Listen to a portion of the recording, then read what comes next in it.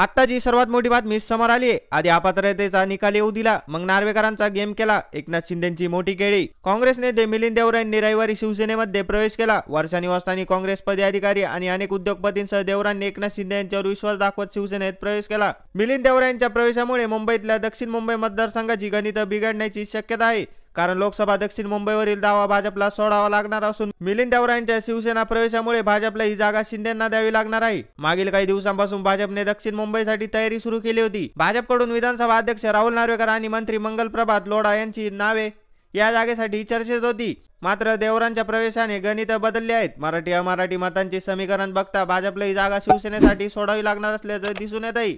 10 तारखेला विधानसभा अध्यक्ष राहुल नार्वेकर यांनी आमदारांच्या अपात्रतेसंदर्भात निकाल दिला।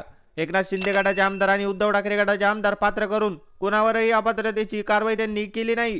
नार्वेकरांच्या निकालानंतर शिंदेंनी देवरांना शिवसेनेत प्रवेश दिल्याने यामागे राजकीय खेळे असल्याचं बोललं जात आहे। ज्या दक्षिण मुंबईच्या जागेवर नार्वेकरांचा दावा होता त्याच जागेवर आता मिलिंद देवरा हक्क सांगणार आहे नक्की। त्यामुळे आधी निकाल येऊ देणं आणि मग देवरांना प्रवेश देणं यामागे मुत्सुकतेगिरी असल्याचं बोललं जात आहे।